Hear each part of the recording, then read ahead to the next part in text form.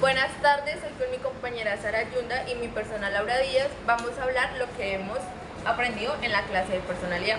Sara, cuéntame tú qué has aprendido en la clase de personalidad. Bueno, realmente lo que yo he aprendido y lo que entendí en las clases con el profesor es que para mí la definición de personalidad es asumir diferentes personalidades dentro de una misma persona, tanto en el ámbito social, en lo político, también las cualidades de esa persona que caracteriza la personalidad. Mi compañera más tarde va a hablar de los diferentes ítems o características que conforman la personalidad.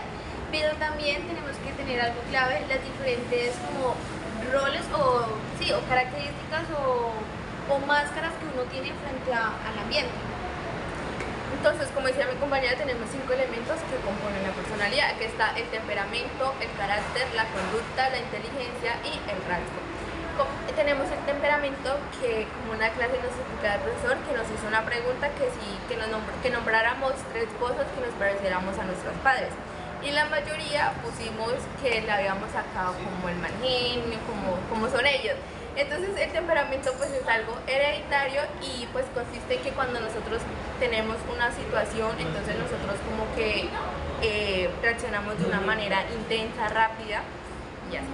Bueno, el carácter como tal es un regulador de mi comportamiento. Esto se basa a través de los diferentes ambientes el carácter se va formando por medio del ambiente como tal. Bueno, también están los rasgos, que eso también va moldeado por el ambiente, que esto es para describir y predecir la personalidad de una persona. Hay diferentes características o ítems que definen los rasgos, que pueden ser únicos, comunes, superficiales, constitucionales y moldeados por el ambiente. Y ahora vamos a hablar de algunos autores que ayudaron con la teoría de la personalidad, que tenemos a Freud, que hizo las estructuras, que es el ello, que es el inconsciente, la pulsión, el yo, que es el preconsciente, consciente, que es la realidad, y el yo, que es el componente moral, control o regulación.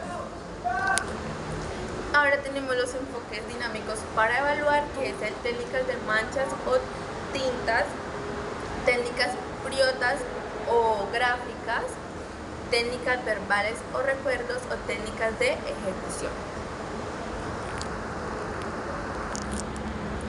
Ahora seguimos con Carl Rogers, que decía desde que nacemos veníamos con una serie de capacidades o potenciales las cuales nosotros teníamos que seguir cultivando cada día.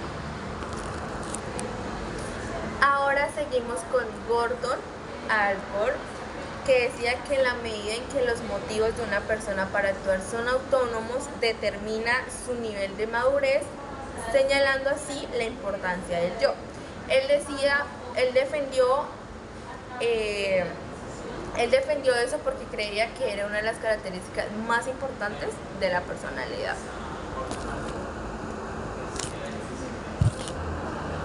Bueno, ya después de hablar un poquito de Gordon Allport, de Carl Rogers, ahora vamos a pasar a hablar con Hans Heiske.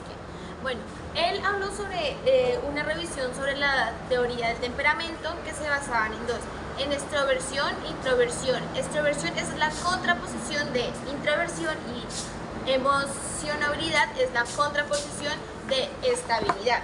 ¿Esto qué quiere decir? Que en extroversión quiere hablar sobre las dimensiones que varían entre el individuo, y la emocionalidad, que era la contraposición de estabilidad, hablaba de la capacidad de adaptación que tiene este individuo o esta persona. Bueno, y luego vamos a hablar un poquito más sobre la teoría conductual. Bueno, esta teoría conductual lo que básicamente se quiere tratar es que el ambiente va como que a determinar la personalidad del individuo.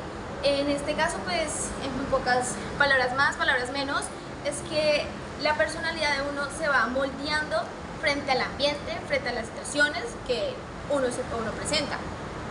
Ahora tenemos a Hull, Sí. que fue el que hizo los modelos de estímulo y respuesta, que es la estructura de la personalidad conformada por lazos Y hábitos.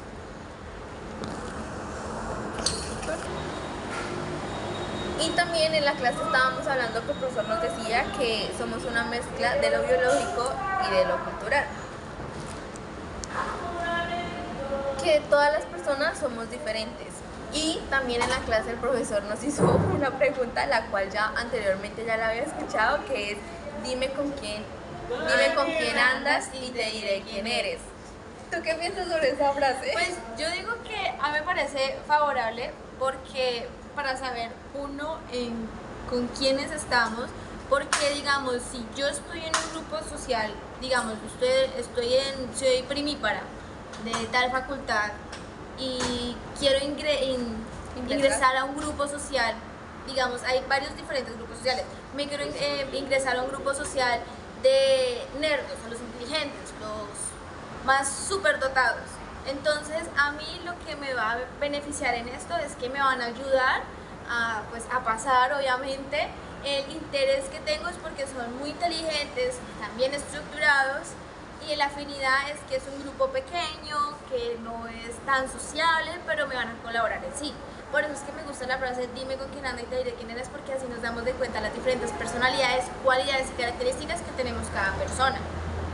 Bueno, pues también en la clase también estábamos hablando de que unas personas decían que sí, o sea, que sí era así, otras que no. Pues yo digo que no, porque es que, por ejemplo, puede que uno se junte con una compañera que pues no sea tan inteligente, que es muy floja, tal cosa. No significa que ella sea así y yo también voy a ser así. Bueno, eso más que todo como que lo dice la gente como los abuelos los antiguos, ¿sí? Que porque usted sabe que con el amigo que usted anda es así, entonces, y no, pues como que yo voy en contra porque no es así. Y además las diferentes cualidades que, pues, digamos, entre nosotras dos tenemos algo en común, que nos gusta, primero la recocha, salir y ir a entrenar, hacer ejercicio en un gimnasio. Esos son nuestros intereses que tenemos en común nosotras. Por eso es que a mí me gusta la frase. Además también eso va en la parte cultural, que las mismas cualidades que tienen en un ambiente cultural, digamos, los llaneros les gusta la carne asada y el baile, los de Brasil les gusta la samba y el fútbol, que los rolos son amargados. Ahora vamos a hablar sobre las teorías de la personalidad, observaciones cotidianas a las teorías sistemáticas. Tenemos la observación científica que el profesor nos explicaba en la clase, que es algo que nosotros primero pues tenemos que ir a observar para poder así recolectar los datos. En la teoría sistemática es como esto va influyendo, el temperamento va influyendo en el carácter como tal. También está el comprobable, que va a verificar la personalidad, la exhaustiva, se va dedicando a buscar o construir la personalidad, y la práctica pues ya en sí se va como constituyendo cada una de esas teorías.